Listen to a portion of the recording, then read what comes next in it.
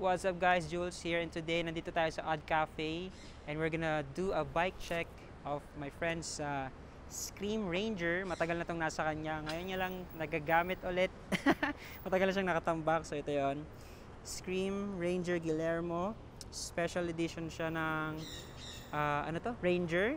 So size 55 siya. Hello daw sabi ng ibon. Nasaan yung ibon na yun? Somewhere there. Yan, so large siya, I think size 55. Nalala ko binenta niya yung una niyang bike just to get this one. Grabe, budol talaga. So ito yung may disc brake na mount sa front one. So yun. Tapos all full carbon fork, aluminum yung frame. Sa cockpit tayo, we have yung line ng fabric, chromoly yung kanyang railing, Thomson Elite 31.6 silver na seat post, Thomson na seat clamp silver din. In the front we have Thomson what you call this, top cap, Thomson spacers, and Thomson stem. So I believe this is 0 degree 90 ata to, or 100 mm. So yan, wala pa siyang crack, oh. Hindi.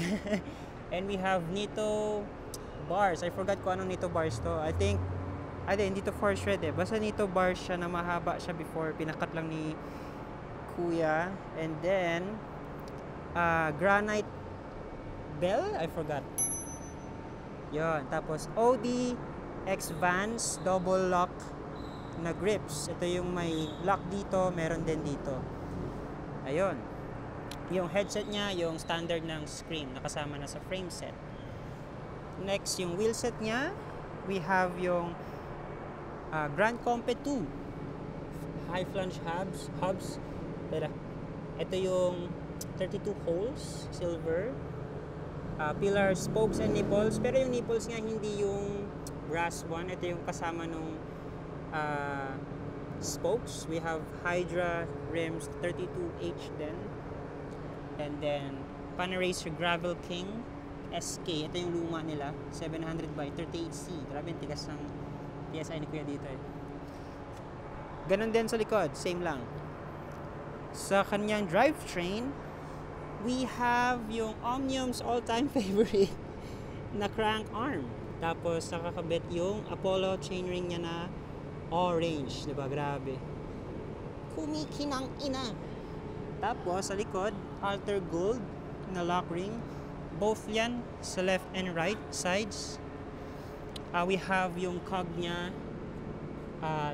Diacompe cog 17 tooth and All City 20 tooth sa kabila. Ang laki, grabe. Tapos 49 teeth pala yung kanyang chainring. Kanyang pedal system ay Mash medium na floral cage, MKS nylon straps na single yan eh, apat binili niya bale. Tapos isang MKS flip 2, MKS Sylvan Touring pedals. Ayan. Tapos yung BB niya, yung default ng Omnium Shram. Yung kanyang chain Izumi Jet Black. There you go. Ayan, yun yung kanyang bike. Some small details na nakakatuwa. Meron siya yung PDW na bolts na iba-iba yung design. So yan, meron siya dito. Yan. Cringe! Tapos flower. Tipsy, I guess. Meron pa dito eh. Nakadila. Hell yeah! Ayan. Ayan, ito ang ganyang bike. Ito yung ilaw na gamit ko, pero ito yung parang Lazada lang na counterpart. It works naman, pero yeah. So ito ang kanyang Scream Ranger.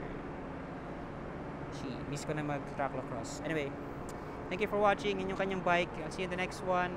More bike checks and more bike checks to come. Thank you so much for the supporters, sa ating rad crew members. So to everyone who's supporting the channel, thank you so much. And see you in the next one. Peace. Bye-bye. Boom.